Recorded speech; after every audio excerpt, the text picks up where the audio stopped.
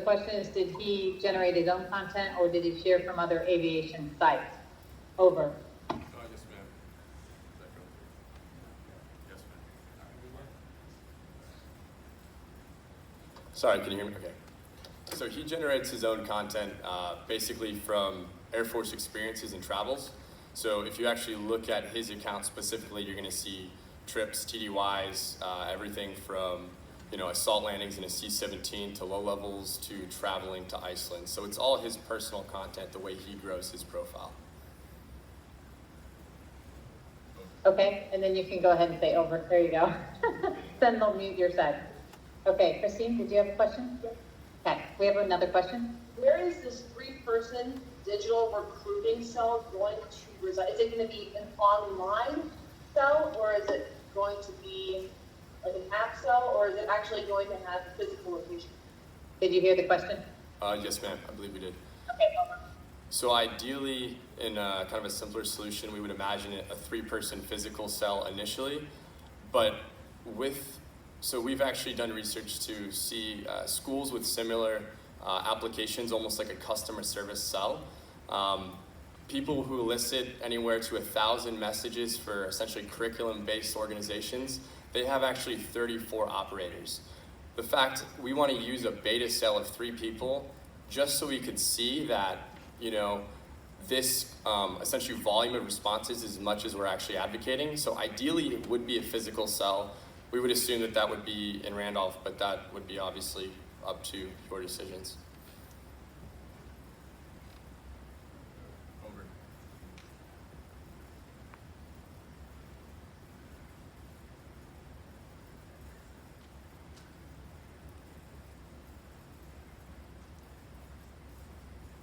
Okay, so the question over here is the purpose of the 3 people in the recruitment cell in terms of their role in this. Is it to answer questions? Is it to link them with a recruiter?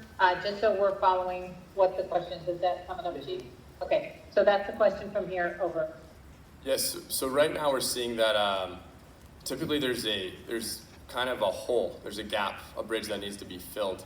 And people, when John Millman reaches out to recruiters, a lot of times there's the difficulty from that initial outreach when they want to become a pilot to usually a time or a disconnect due to other requirements, that there's a hole. And we want people to streamline the process and match people on their platform. We as the Air Force want to value our customers by engaging them where they're at and instead of expecting them to get off the platform and come to us. That's what most companies are doing. And we want to kind of basically convey that we want to be advocated and received the same way other companies want to be received. We're showing that value of the customer by engaging them on their platform. Over. Good job, got the over. Okay, that makes sense. We've got another question here coming up in just a moment. And I think okay, I'll let the next question go. Max, this is Chief Operations Division. Thank you. I understand that you've relayed this in respect of pilots and officer candidates. Is that what you would be expecting? Because the recruiters that you initially talked about in strip centers and malls and offices are primarily focused on the 200 AFSCs that we have for the enlisted side. Do you find this 3-person cell, the use of the digital recruiting technique that you're talking about, would be geared more towards officer recruitment, or would it be for both sides? So we believe that would be on both sides. I think our argument now is that people hang out in different places than they did in the past. They didn't hang out in strip malls, but they spend their time on their phone. And so in an effort to plug in, just based on the presentation, we identified 5, but some were defenders, some were enlisted, all of the specialties. A lot of this you'll see is special forces communities, which are going to be heavily enlisted. And assumingly we can find communities of every outreach. So as long as there's a story being told, we can find an advocate telling that story. So we believe that this would fulfill and kind of match expectations across the board. Over. Okay, yeah, I think anything additional from my team here? Oh, one more, Emma? Just the question is, for user-generated content, are they getting public affairs approval to release that content if it's being taken while they're on duty and things like that? Not wanting to stop the flow of information or anything, because just making sure that no policy or propriety or anything has been overlooked, but possibly training them on how to ensure they're not releasing anything that would go against our brand or anything like that. Have they received any kind of training or? And I'm going to throw in my 2 cents real quick before I have the captain answer. My guess is no. My guess is that they have not had training because we tend to be fairly schizophrenic as an organization where we go, tell your story, don't say too much, and so we send this mixed message where it's people, I know we wanted to do a Facebook account. Oh my gosh, oh no, what if you release something? I'm like, for goodness sakes, I'm a wing. I wasn't even as an individual, as a wing, and so we ended up having to do 8 hours of training based on East Coast time, and we're on the West Coast, so it was painfully early that we had to sit through on this OPSEC and, don't tell deployment specifics and things like that. So it was excruciatingly painful, and my chief had his poor exec do the training, so we were certified.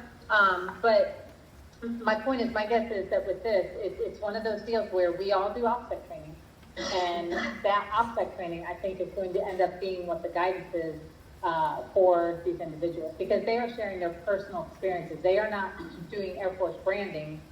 They're really like big lead generators. They're like magnets out in the social media spaces where these people are. They're like little billboards that are out there and have people following them. So my guess is no, but before I answer that, I'm going to hand it back to the captain. Ma'am, if I could real quick, Oh, I think there's been senior Air Force leadership that says that we've shifted to be willing to assume that risk. Certainly if there were major fouls, we would maybe shift back, but they're encouraging airmen to share their story without the limitation, don't say too much. Share your story, we'll assume the risk that Well, give them the guidance, like don't do things that could compromise. of course, the obvious things, Right. yeah, but on the other stuff, that we just know that by and large, 99.9% is going to be very good publicity for our brand. Over. Okay, so over for the captain. Okay, thank you. Yeah, we find that these people are already organically sharing their stories. These platforms have developed on their own.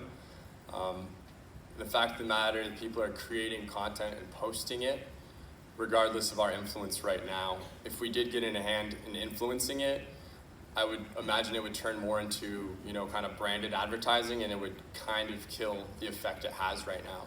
So our goal is to stay hands-off, understanding that they're following already under OPSEC, and we just want to provide the gap to reach out to the people who reach out to them. So without influencing or affecting their content, we just want to be on the receiving end, making the change. Over. Okay, thank you. Anyone else here? We're going to see a second presentation, right? Just so I'm gauging time. Yes, ma'am. Okay, so I think it's a great idea. I think it's definitely worth pursuing to go, okay, I don't know what this will look like, but the fact is these social influencers are out there.